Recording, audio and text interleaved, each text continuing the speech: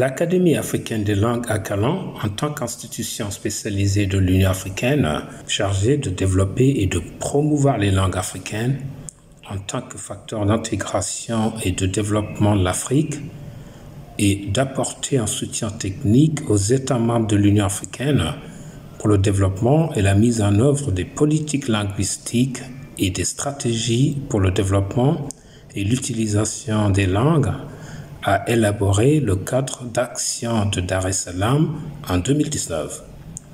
Le cadre d'action de Dar es Salaam a appelé le chef d'État et de gouvernement des États membres de l'Union africaine à mettre en œuvre l'article 25 de l'acte constitutif de l'Union africaine, anciennement article 29 de la charte de l'Organisation de l'Unité africaine, pour faire du Kiswahili une langue de travail de l'Union africaine et une langue de large diffusion en Afrique.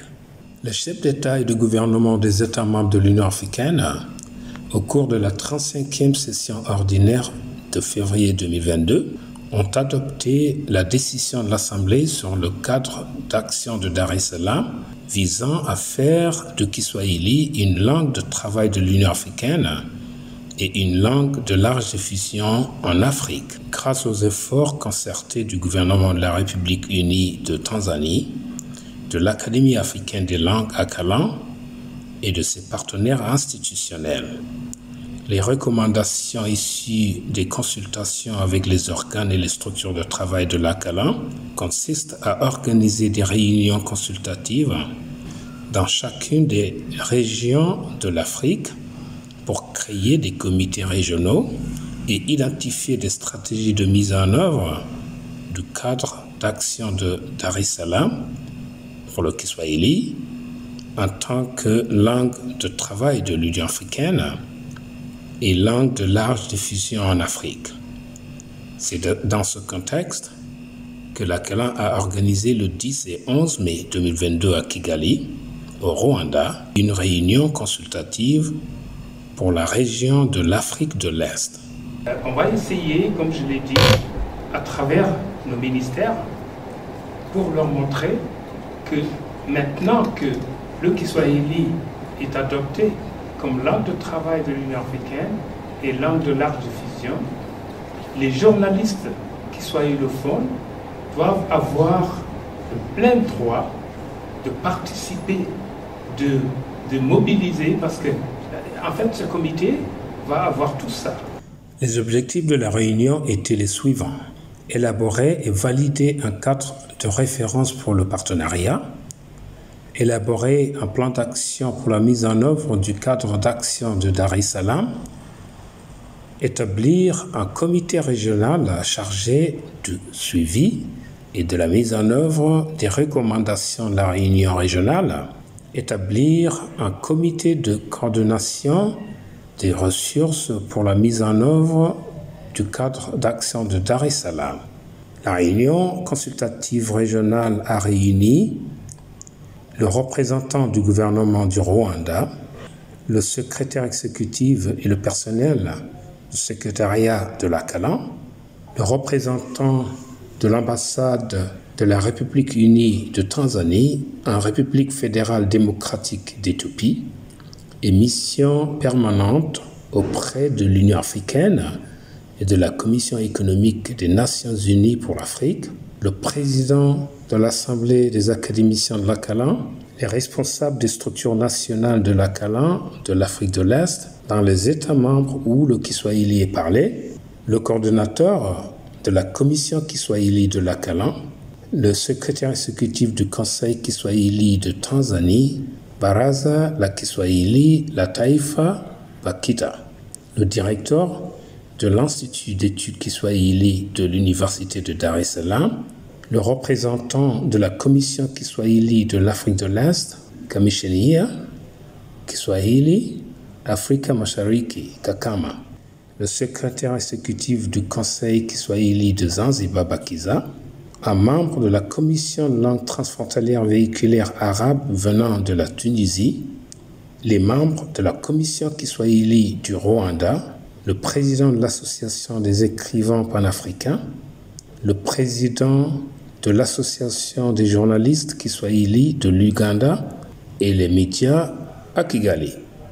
La séance d'ouverture a commencé par la diffusion des hymnes de l'Union africaine et du Rwanda, suivi des interventions du Dr Odio Babajide Johnson, chargé principal du programme et du projet de l'Akalan, qui a animé la session.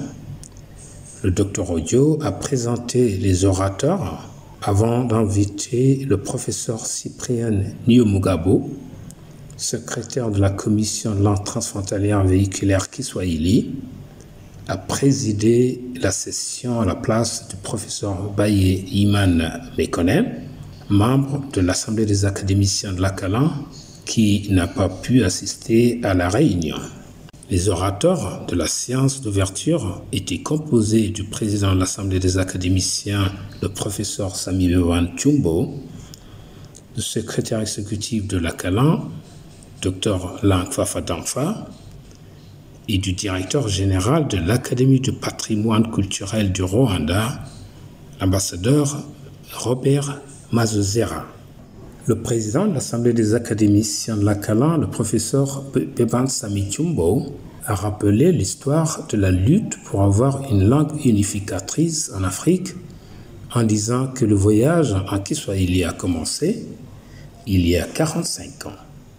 En 1977, au Festival d'art et de culture africain de Lagos, intitulé Festac 77, lorsque le professeur Wole Soyinka du Nigeria a appelé l'OUA à adopter le Kiswahili comme lingua franca pour l'Afrique. C'était après Kosadjefo Kwame-Nkrumah, dans les années 1960, et était le pionnier de l'envoi des Ghanéens pour apprendre le Kiswahili afin de le promouvoir comme une lingua franca de l'Afrique.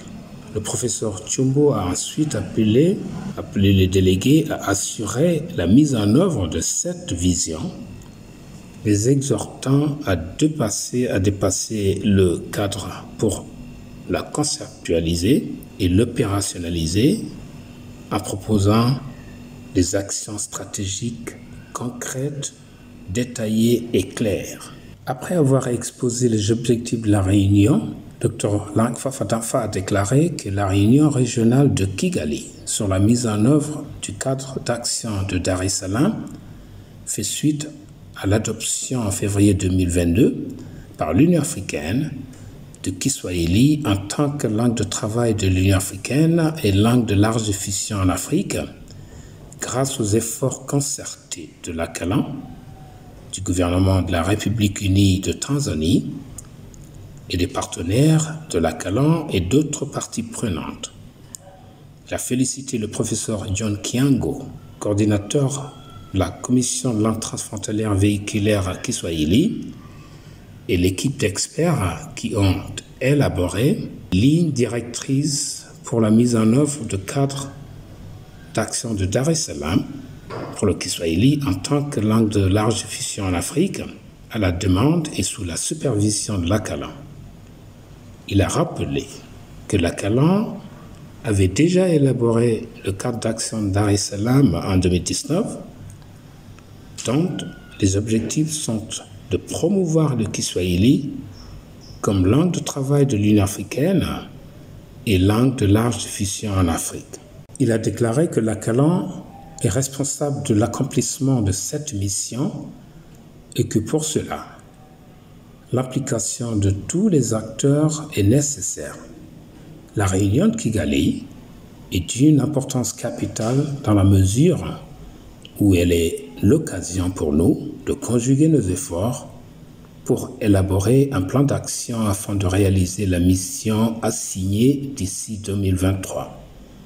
Il a poursuivi en disant que la promotion du Kiswahili est une question transversale car le Kiswahili a la particularité à la fois de ne pas appartenir à aucun pays et d'appartenir à tous les pays africains, même si la tendance est plus marquée en République unie de Tanzanie et dans d'autres pays d'Afrique d'Afrique de l'Est et dans certaines parties de l'Afrique centrale.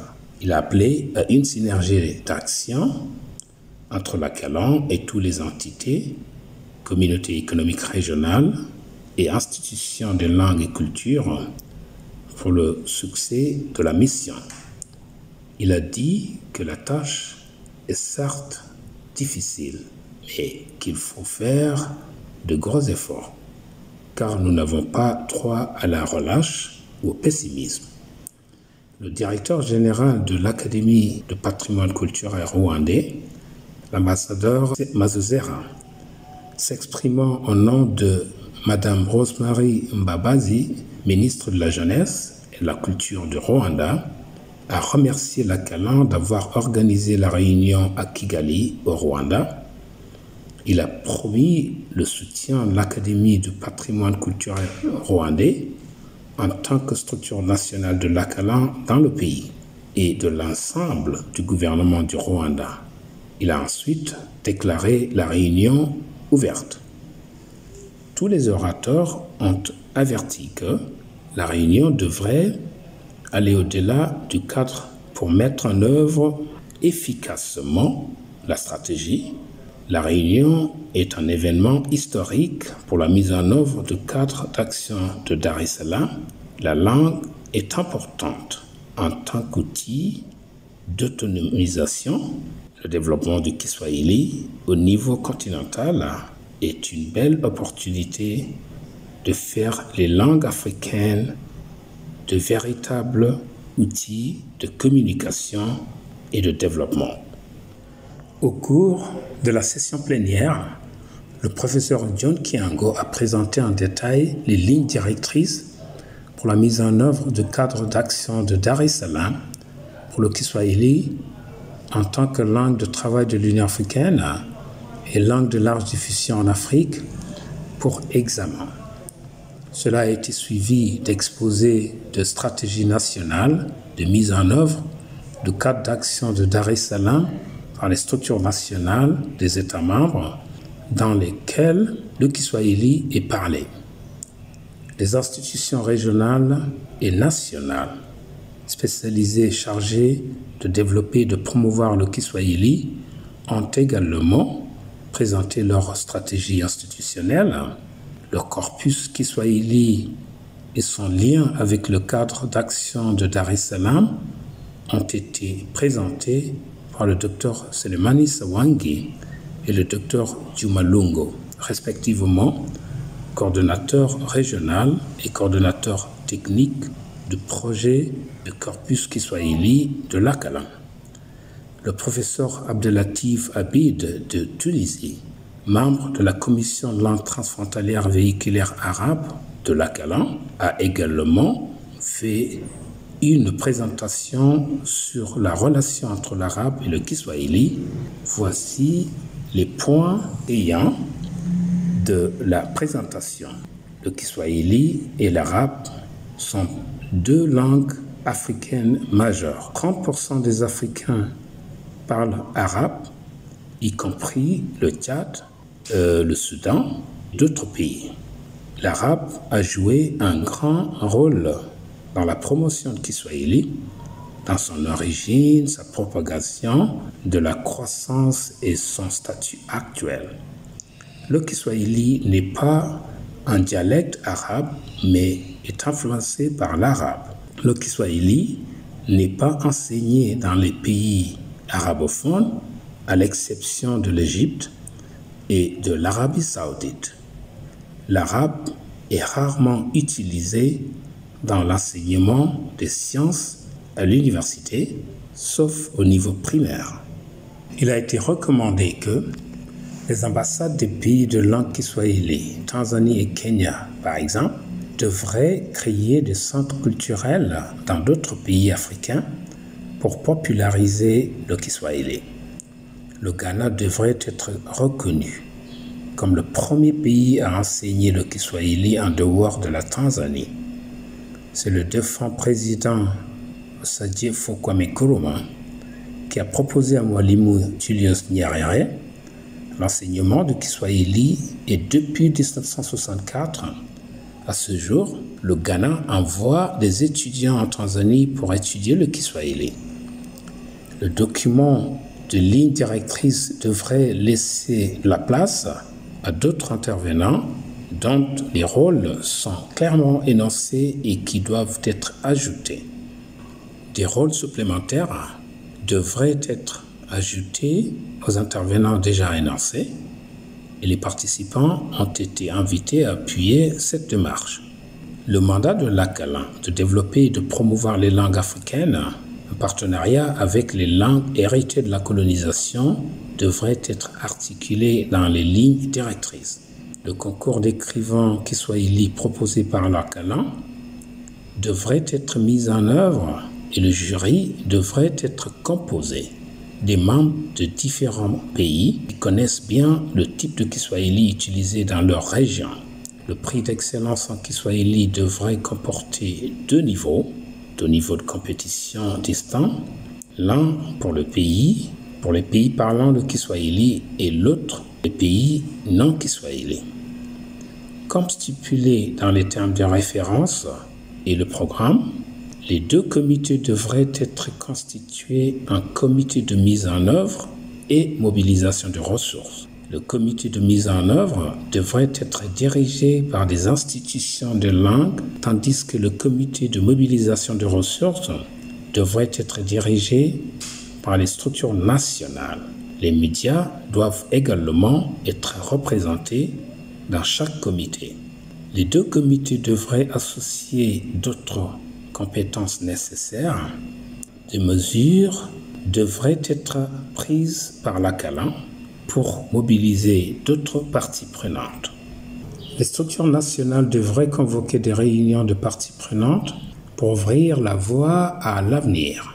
Les médias devraient être mobilisés et engagés de manière adéquate pour les actions plaidoyer et de mise en œuvre. Le Dr Juma Lungu devrait préparer un budget qui sera transmis à Bakita et ensuite à l'ACALAN pour inclure les objectifs à atteindre et les échéances. Les auteurs et les professionnels des médias devraient être engagés et invités à utiliser leurs textes dans le développement du corpus Kiswahili. Les associations relevant des éditeurs devraient être impliquées pour soutenir l'acquisition de données. Le site web du corpus doit être lié à la recherche Google pour faciliter l'accès et l'utilisation du corpus. L'ACALAN devrait trouver des moyens de rémunérer les membres des commissions de langue transfrontalière véhiculaire et d'autres personnes pour leur contribution.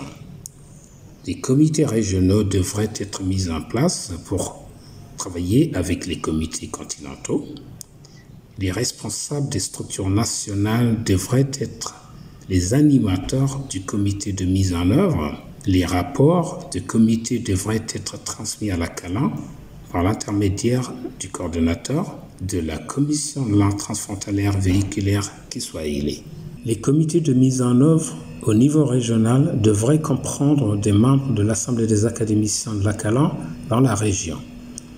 Les membres de CER, Communauté économique régionale, la parité du genre, la représentation des jeunes devraient être prises en compte dans les comités de mise en œuvre. Les comités devraient être chargés de rationaliser les rôles de journalistes en différenciant le rôle des pays parlant le Kiswahili et ceux de pays non Kiswahili. Le comité de mise en œuvre devrait proposer des modalités d'action pour les institutions, notamment en ce qui concerne la formation des traducteurs et interprètes, etc. Les comités de mobilisation de ressources devraient être dirigés par les structures nationales. Le secteur privé doit en faire partie. L'utilisation de ressources mobilisées au niveau national devrait être autorisée par l'ACALAN dans le pays concerné. L'ACALAN devrait apporter son soutien aux structures nationales dans l'acquisition des aptitudes et des compétences dans la mobilisation de ressources, les procédures et règlements financiers de l'Union africaine concernant la mobilisation et l'utilisation de ressources devraient être prises en compte. L'initiative, l'ambassadeur de bonne volonté de la CALAN pour chaque région devrait être adoptée pour soutenir le processus de mobilisation de ressources. Les structures nationales devraient transmettre les procès-verbaux et les rapports des réunions à leur gouvernement. Les langues africaines devraient aller au-delà du simple rôle d'outil de communication pour l'autonomisation économique des peuples d'Afrique. Le programme Kiswahili devrait proposer des projets rémunérateurs et associer des personnes ayant des compétences linguistiques pour monter de tels projets. Les chanteurs, les écrivains, les interprètes et les célébrités devraient être inclus comme actifs pour les projets de collecte de fonds. Différentes modalités devraient être mises en place pour les différentes structures nationales régies par leur législation nationale. Les principales activités pour l'ensemble des parties prenantes devraient consister à actualiser les 2 rôles de Kiswahili d'ici juillet 2023. Le Kiswahili en tant que langue de travail de l'Union africaine et le Kiswahili en tant que langue de large diffusion en Afrique. Pour atteindre l'objectif de langue de travail pour le Kiswahili, les traducteurs et les interprètes devraient être formés. Baraza la Kiswahili la Taifa Bakita et l'Institut d'études Kiswahili de l'Université de Dar es Salaam devraient collaborer avec l'Académie africaine des langues à CALAN pour la formation des traducteurs et interprètes. La CALAN devrait opérationnaliser son centre panafricain de traduction et d'interprétation et engager l'Université panafricaine sur les besoins de formation des traducteurs et interprètes Kiswahili. Pour atteindre l'objectif de la langue de large diffusion, le Kiswahili devrait être introduit dans les systèmes éducatifs africains comme l'une des langues dans le cadre de l'application de programmes d'éducation multilingue basés sur la langue maternelle recommandés par l'Union africaine et l'UNESCO. La CALAN devrait s'engager dans le plaidoyer en faveur de politiques linguistiques pour s'assurer que tous les États membres de l'Union africaine élaborent des politiques linguistiques qui donnent de fonctions statistiques et valorisantes aux langues africaines et reconnaissent le Kiswahili comme une langue de large diffusion en Afrique. La CALAN devrait faire réviser le plan d'action linguistique pour l'Afrique afin que le Kiswahili joue un rôle central. À l'issue de la réunion, il a été décidé que le secrétariat de la CALAN dirige le processus de création des 2 comités pour la mobilisation de ressources et la mise en œuvre du cadre d'action de Dar es Salaam. Les stratégies pour un plan d'action pour la mise en œuvre efficace du cadre d'action de Dar es Salaam, l'utilisation de Kiswahili comme langue de travail de l'Union africaine et langue de large diffusion en Afrique ont été proposées pour être développées en plan d'action par les différents comités et commissions mentionnés dans ce communiqué.